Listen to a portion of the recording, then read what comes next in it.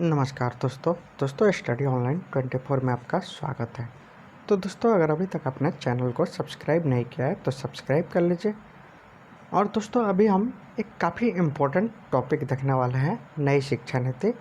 और नई शिक्षा नीति को दोस्तों हाल ही में मोदी सरकार द्वारा मंजूरी दी गई, यानी इसकी मंजूरी कब दी गई तो दोस्तों 29 जुलाई को।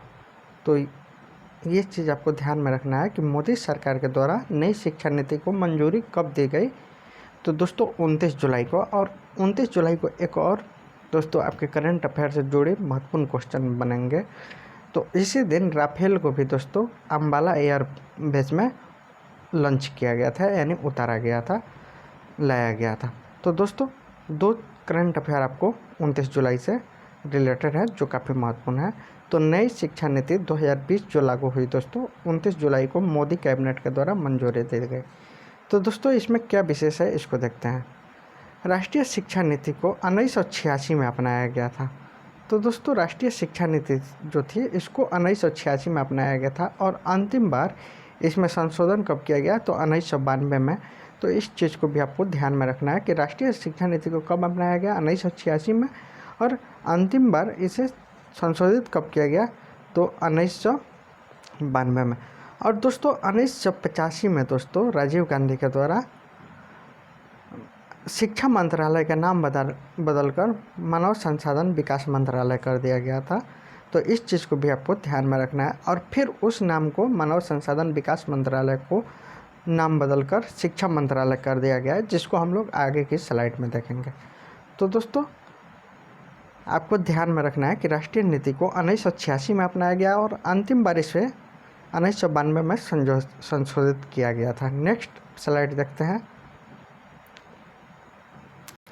नई शिक्षा नीति 2020 लागू हुई। एक TSR सोब्राम समिति और दूसरी डॉक्टर के कस्तूरी रंजन समिति बनाई गई थी। यानी दोस्तों इसको संशोधित करने के लिए शिक्षा नीति को बनाने के लिए दो समिति बनाई गई थी। एक TSR सोब्राम समिति और दूसरी समिति जो थी उसके अध्यक्ष थे डॉक्टर के कस्तूरी रंजन। तो इसको भी आपको ध्यान में रखना है। और ये भी क्वेश्चन आपके एग्जाम में पूछा जा सकता है कि नई राष्ट्रीय शिक्षा नीति को बनाने के लिए कितनी कमेटी गठित की गई थी। तो दो समिति बनी थी जिसमें प्रमुख थे TSR सोब्राम और कस्तूरी रंजन समिति। नेक्स्ट है, इसके लिए देश की 2.5 लाख ग्राम पंचायतों, 6600 ब्लॉक, 676 जिलों से सलाह ली गई। यानी नई शिक्षा नीति जो बनाई गई दोस्तों उसके लिए 2.5 लाख ग्राम पंचायतों, 6600 ब्लॉक और 676 जिलों से सलाह ली गई। लोगों से नई शिक्षा नीति में बदलाव के बाबत में राय ली गई थी। तो इसको भी आपको ध्यान में रखना है। नेक्स्ट है दोस्तों, उच्च शिक्षा में प्रमुख सुधारों में 2035 तक 50% सकल नामांकन का अनुपात का लक्ष्य रखा गया है। इसमें एकाधिक प्रवेश तथा निकास का प्रावधान है। यानी दोस्तों जो उच्च शिक्षा ग्रहण करना चाहते हैं उनके लिए 2035 तक 50% सकल नामांकन का अनुपात रखा गया है। तो दोस्तों यहाँ उच्च शिक्षा से कहने का मतलब है कि बहुत सारे लोग जैसे ग्रेजुएशन करते हैं उस टाइम में 10+2 जैसे कोर्स करते हैं, यानी उस टाइम में वे जॉब कर लेते हैं या कोई अपना बिजनेस कर लेते हैं, इसलिए इसको 100% पूरा नहीं किया जा सकता। इसलिए इसका लक्ष्य जो रखा गया उच्च शिक्षा में उसको 2035 तक 50% रखा गया है, यानी 50% सकल नामांकन अनुपात का लक्ष्य रखा गया है उच्च शिक्षा के लिए। तो ये चीज़ भी आपको ध्यान में रखना है। नेक्स्ट स्लाइड देखते हैं। इसमें दोस्तों बताया गया है कि पहले 5 साल में प्री प्राइमरी स्कूल के 3 साल और कक्षा 1 और 2 सहित, यानी दोस्तों पहले 5 साल में प्री प्राइमरी स्कूल के 3 साल, यानी कक्षा 1 और 2 से पहले के 3 साल जो होंगे दोस्तों आंगनबाड़ी से उसमें बच्चों को शिक्षा दी जाएगी। यानी पहले 5 साल में प्री प्राइमरी स्कूल के 3 साल और कक्षा 1 और 2, यानी 5 साल में दोस्तों पहले 5 साल में बच्चे कक्षा 2 तक जाएंगे, जिसमें 3 साल जो होंगे दोस्तों कक्षा 1 से नीचे की पढ़ाई होगी और वो दोस्तों आंगनबाड़ी में बच्चों को जो सिखाया पढ़ाया जाता है, यानी बेसिक जानकारियाँ दी जाएंगी। और वहीं बताया जाता है कि कक्षा 1 और 2 सहित फाउंडेशन स्टेज भी शामिल होंगे, यानी कक्षा 1 और 2 में फाउंडेशन स्टेज शामिल किए जाएंगे। और 3 साल जो होंगे कक्षा 1 से पहले, उसमें दोस्तों आंगनबाड़ी में बेसिक जानकारियाँ बच्चों को दी जाएगी।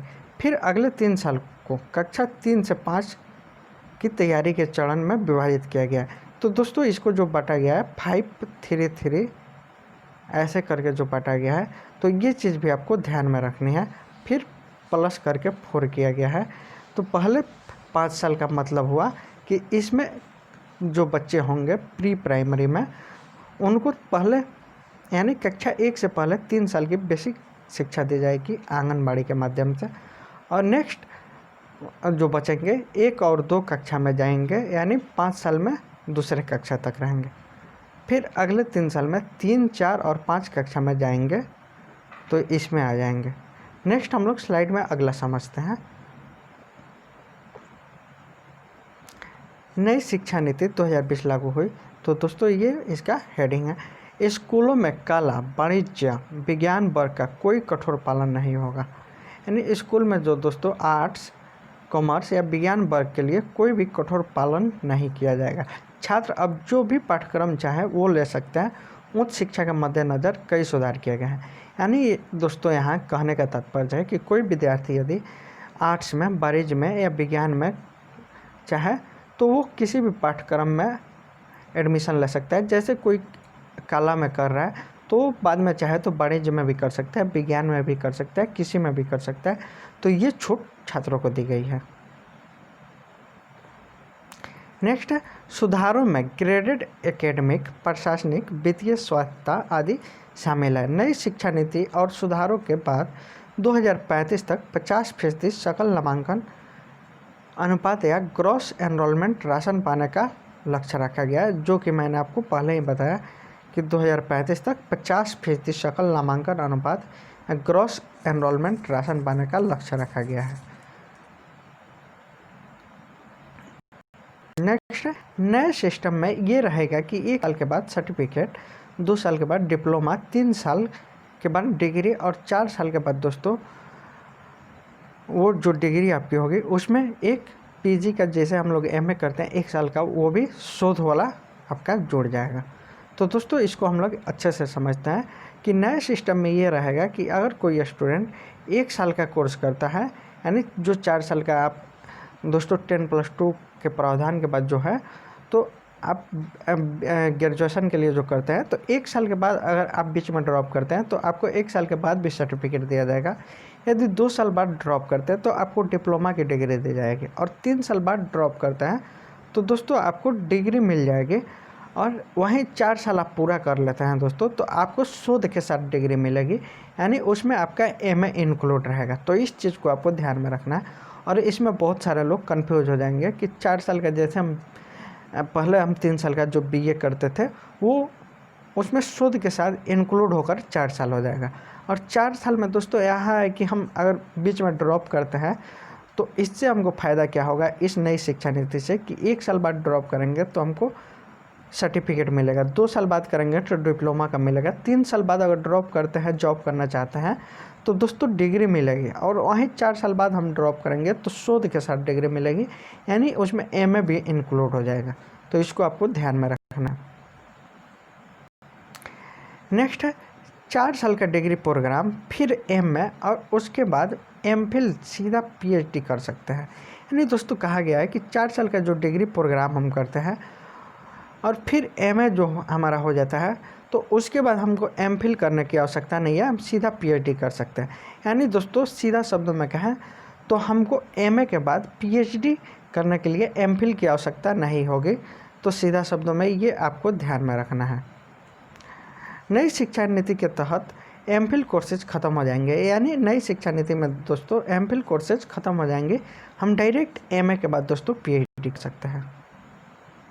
नेक्स्ट है नई शिक्षा नीति में सभी उच्च शिक्षा के लिए एक एकल नियामक रेगुलेटर का गठन किया गया है।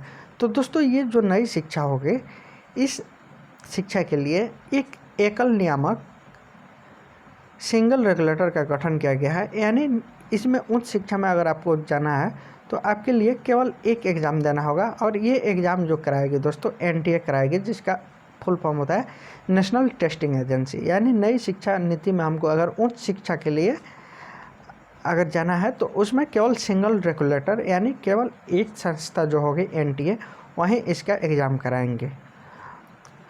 और दोस्तों इसमें जो है चिकित्सा और कानूनी जो आपकी शिक्षा है उसको ऐड नहीं किया गया, तो इसको भी आपको ध्यान में रखना है कि इसमें चिकित्सा और कानूनी शिक्षा को ऐड नहीं किया गया है नई शिक्षा नीति में। जो ये सिंगल रेगुलेटर यानी एकल नियामक एग्ज़ाम जो होंगे दोस्तों, जो एनटीए कराएंगे, तो इसमें आपका कानून और चिकित्सा को नहीं रखा गया है।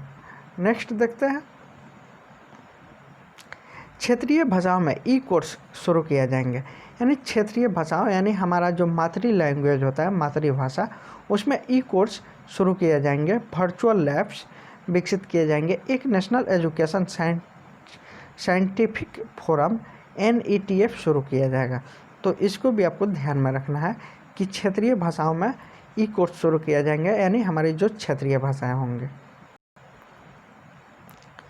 नेक्स्ट है डीम्ड विश्वविद्यालय। डीम्ड जो यूनिवर्सिटी होता है, केंद्रीय विश्वविद्यालय और स्वशासित संस्थानों के लिए अलग अलग नियम है, लेकिन नई शिक्षा नीति के तहत इन सभी के लिए नियम समान होगा। तो दोस्तों ये जो डीम्ड यूनिवर्सिटी होती है, केंद्रीय विश्वविद्यालय और स्वशासी संस्थान यानी जो स्वयं द्वारा संचालित होता है यानी प्राइवेट होता है, तो उनके लिए अलग अलग जो नीति है, अब दोस्तों नई शिक्षा नीति के तहत सारी नीतियाँ समान हो जाएंगी, यानी सारे के लिए समान नीतियाँ होंगी। नेक्स्ट है, इसमें वास्तविक ज्ञान की परख की जाएगी। कक्षा 5 तक यानी कक्षा 5 तक मातृभाषा को निर्देशों का माध्यम बनाया जाएगा। रिपोर्ट कार्ड में सब चीज़ों की जानकारी होगी। तो दोस्तों ये काफ़ी अच्छी चीज़ें हैं कि बहुत सारे जो स्कूल प्राइवेट स्कूल हैं दोस्तों, CBSE वाले, ये लोग मनमानी करते हैं। क्या करते हैं कि ये बच्चों को मातृभाषा नहीं सिखाते हैं। अब वहाँ क्या कंडीशन क्रिएट होता है कि बच्चे स्कूल में तो इंग्लिश बोलने की कोशिश करते हैं, फिर घर पे जाते हैं तो अपनी मातृभाषा जैसे उनकी जो भी लैंग्वेज हो, जैसे भोजपुरी हो, मैथिली हो या हिंदी हो, तो उसको फिर बोलने लगते हैं। तो दोस्तों ऐसे स्थिति में बच्चों को काफ़ी परेशानी होती है, उनका दिमाग इधर उधर पूरा ये हो जाता है। तो दोस्तों इसमें ये जो चीज़ें लिखी है काफ़ी अच्छी चीज़ें हैं कि इसमें वास्तविक ज्ञान की परख की जाएगी, और कक्षा 5 तक बच्चों को मातृभाषा को निर्देशों के माध्यम से बनाया जाएगा। यानी कक्षा 5 तक के बच्चे को मातृभाषा के निर्देशों का पालन करना होगा, यानी उन्हें अपनी मातृभाषा में पढ़ाई जाएगी, और रिपोर्ट कार्ड में इन सभी चीज़ों को भी जानकारी होगी। नेक्स्ट देखते हैं, नई शिक्षा नीति का लक्ष्य निर्धारित किया गया है कि GDP का 6% शिक्षा में लगाया जाए, जो अभी वर्तमान में 4% है।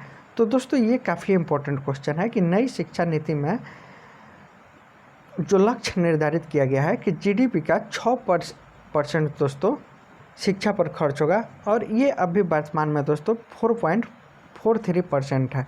यानी ये क्वेश्चन आपके एग्ज़ाम में पूछा जा सकता है कि नई शिक्षा नीति में लक्ष्य कितना % खर्च करने का लक्ष्य निर्धारित किया गया है GDP का।